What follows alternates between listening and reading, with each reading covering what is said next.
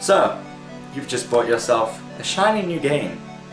You boot it up, and for the next week and a half, you are immersed in a foreign land. New worlds to explore, enemies to jump on, and a story that sucked you in from the get-go. Like seriously, whenever I play Final Fantasy VII and Sierra die...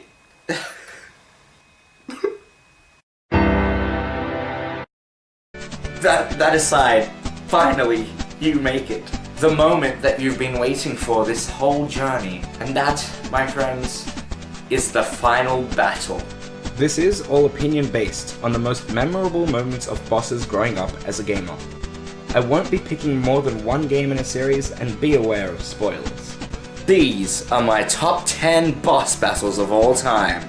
I hope you enjoy.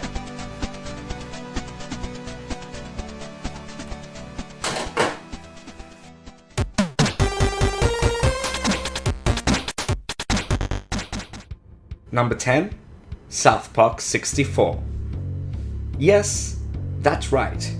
This terrible game is on my list of great boss battles, and while it really was a bad game as a kid and going back to it as a teenager, I just couldn't get enough of it. I've always loved South Park, as I'm sure many of you do too, and I truly believe that as crude and stupid as this game was, it really did capture the essence of the show. I mean, the crudeness and stupidity of it, but anyway. As you go through the game fighting off waves and waves of goblin turkeys peeing in snow, there are some pretty notable and difficult boss battles at the end of each level. So when I got up to the last boss, I was in for a big treat.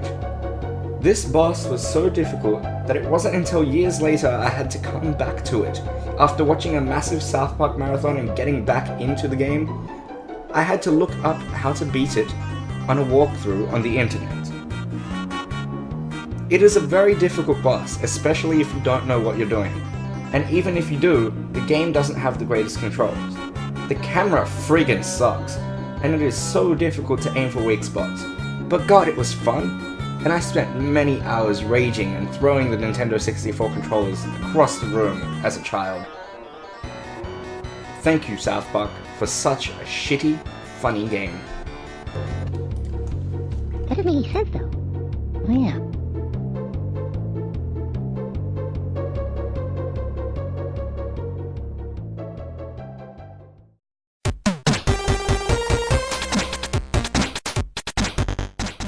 Number 9, Star Fox 64, Andross. I grew up as a Nintendo kid, and hell, I still am, so it should be no surprise that one of the greatest Nintendo 64 titles is on this list. Star Fox 64 is an absolute classic, where you travel through the Lilat system as the leader of the Star Fox team, in a mission to defeat the evil Andross. As you travel through the story, the game gives you a variety of paths and choices to make, which will all determine the ending. If the player enters Venom through the easier blue route, the team will invade Venom and Fox defeats Andross only to find that it was a false robotic version of himself. However, when you enter through the red route, the team are faced with my personal favourite ending. You enter Venom and attempt to invade Andross's lair only to be confronted by the Star Wolf team, which I always loved. Once they are taken care of though, Star Fox takes on Andross's true form, a giant, floating brain with 2 floating eyes. Defeating him, that was tough, and it took me a couple of tries, but if you do, he tries to take the cheap way out and take you down with him for a really tight end to the game.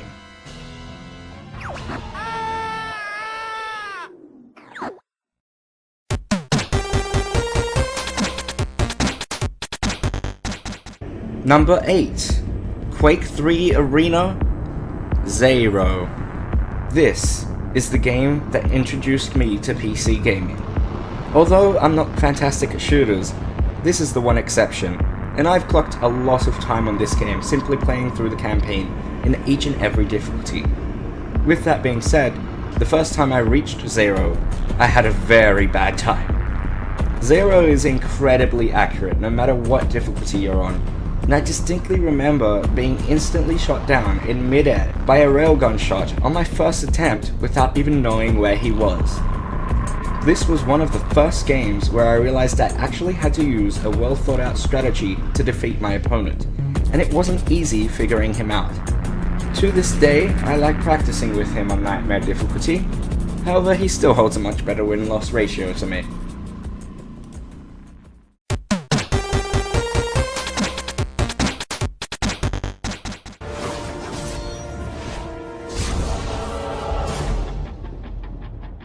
Marvel vs. Capcom 3, Fate of Two Worlds, Galactus. I'd always heard about how great the Marvel vs. Capcom series was, but I never got my chance to play it. So when Marvel vs. Capcom 3 came out, I was super excited to give it a go. In all honesty, it did not disappoint me. This is one of my favorite fighting games of all time, with an impressive roster to boot. The campaign though was fairly easy as I decided to give it a go on the hardest difficulty on my first try. I managed to eventually get up to the last boss, and I was completely overwhelmed. If fighting two shadows of a couple of the supervillains of the game at the same time wasn't enough, I truly was not expecting a massive tin man who was double the size of my friggin' screen to then pop up. What's more is that Galactus is super strong, with 3 times your health, and he has the ability to completely wipe out your team in just a few attacks. He also has attacks that simply cannot be avoided or even blocked, so you literally need to do as much damage as possible to stun him out. Something that I absolutely loved though was the fact that it wasn't just a meaningless fight against the godlike giant. This was a battle to save both of the Marvel and Capcom worlds. With the Earth at risk of total destruction, if you beat him, congratulations, you saved the Earth. But if you didn't...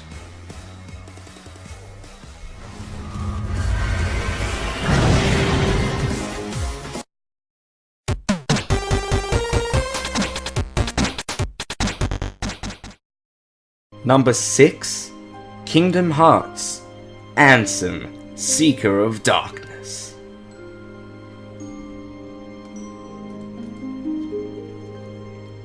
So, let me ask you, how fucking sold were you when you heard they were combining Disney with Final Fantasy? Not really? Yeah, me neither, but hey, it worked.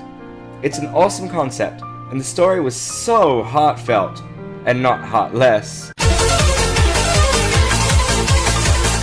But anyway, I don't want to say too much, because if you haven't played this game, you really need to right now. The whole game, you go around destroying countless enemies, and you have this big build-up with the story. And finally, you end up on the island where you began, and it is here you encounter the main antagonist of this epic, the one and only Ansem, the Seeker of Darkness. You go through what seems like countless forms fighting Ansem. There's actually only 3, and each one is as epic as the last. He isn't overly difficult if you know what you're doing, but it's just so fitting to the story, and that is what makes me love this boss battle so damn much.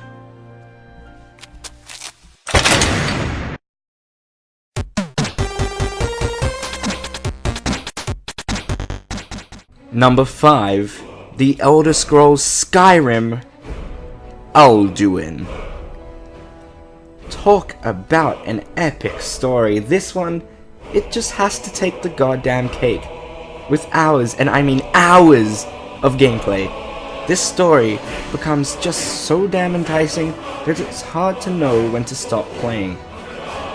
You go forth as Dragonborn in a world which has a dragon infestation problem and problems of their own with the war going on between the rebellious Stormcloaks and the mighty Imperials. There is so much going on, but the main focus comes down to one. Alduin, the World Eater, the Nordic god of destruction, wreaks havoc across all of Skyrim, and it is your mission as Dragonborn to end him, as foretold in the prophecy of Alduin's Wall.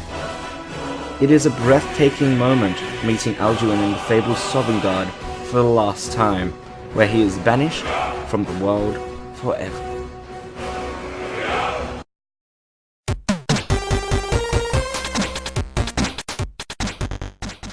Number 4, Pokemon Blue version, The Rival.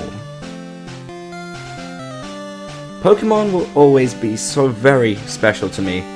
When I was a kid, I would wake up at 6 AM sharp just to get in front of that TV to watch the Pokemon anime show on Cheese TV.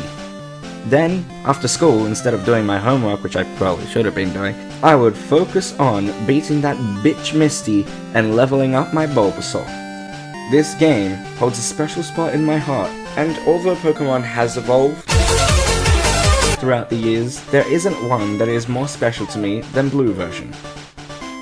This was also the first game I ever technically beat and 100%ed. I will always remember going through that final cave to reach the Elite Four.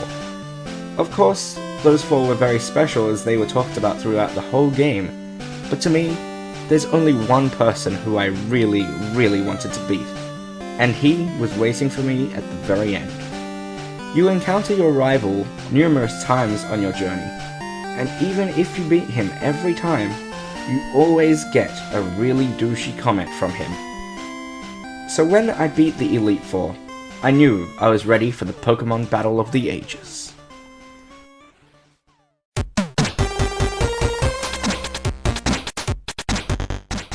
Number 3, Fable The Lost Chapters, Jack of Blades. It was a battle that people would be talking about for centuries to come. And that story was yours to make. You make your decision whether you are good or evil. But no matter what, the Jack of Blades was the epitome of darkness. Another prophesized game with a Lord of the Ring-like One Ring complex in the form of a mask. Fable 1 is a great game with a fantastic ending and boss battle, but the Lost Chapters, it just takes it that one more step further. Jack of Blades draws you into a fiery lair for revenge on you, where he is in his final dragon form for an epic conclusion to this great game. The greatest thing though about this is a choice you will have to make at the end. Does the Jack of Blades legend continue? Or will you throw the mask into the flames and banish him forever? That is your choice to make.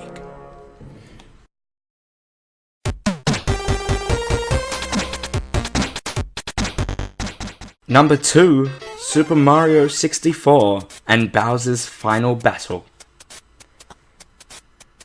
There are so many amazing Mario games out there and boss battles in those games to pick from, so, there just had to be at least one on this list. But why this one? Sure, it's great. But what about that amazing boss battle in Super Mario World with the Bowser and the flying clown face thingy? What about in the new Super Smash Bros. When you have to take on both Bowser Jr. and a giant form Bowser in the final stage? Well, they are amazing too, but Super Mario 64 in my opinion is in a league of its own. It was the first game I ever owned, so I might be a little bit biased. It did come with my first console, the Nintendo 64, which I still treasure and play to this day. It is the game that got me into gaming in general, and I absolutely love it. As a kid though, I actually had no idea there were more than 8 stars to collect. I'm serious, it took me a long time to get to that first Bowser stage. But when I did, it really set the bar for me.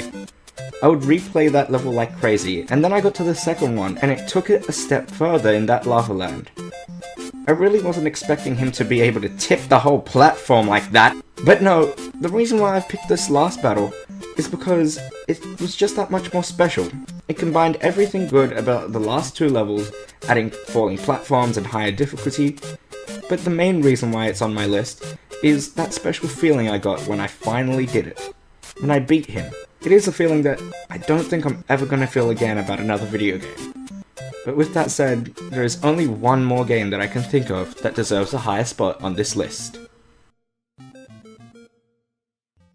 But before I reveal the number 1 spot on this list, here are a couple of honorable mentions and other amazing boss battles.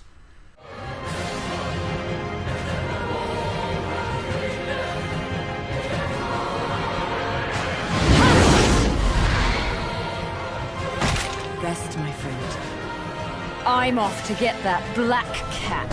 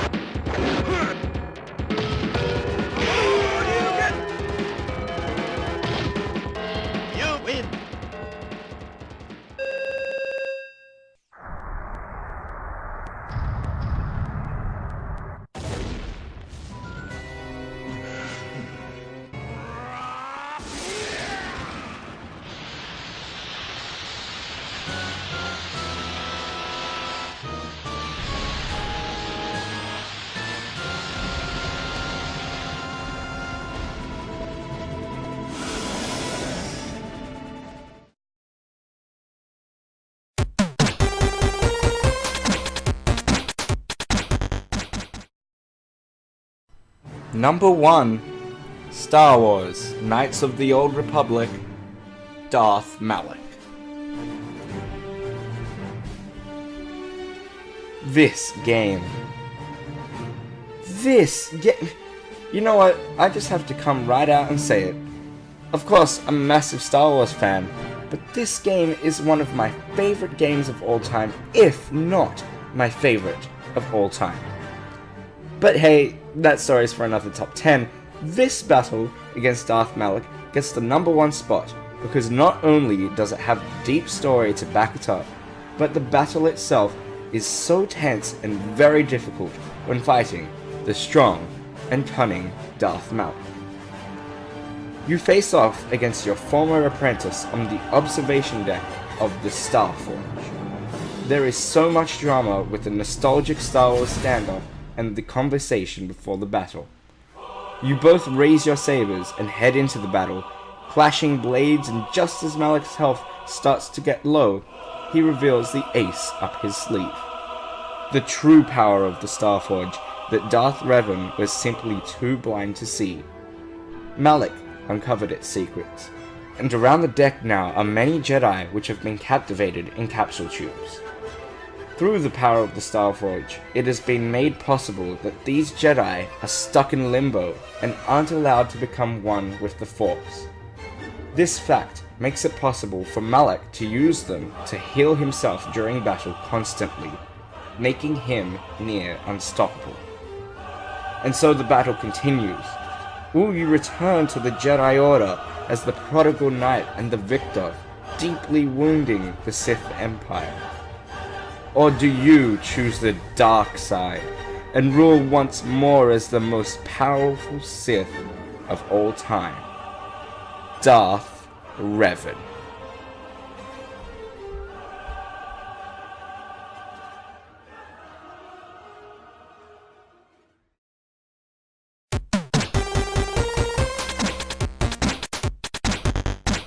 This was a DZ Show Top 10. Do you agree with my list? Which other games should I have considered for this top 10? Be sure to subscribe for more top 10s coming soon.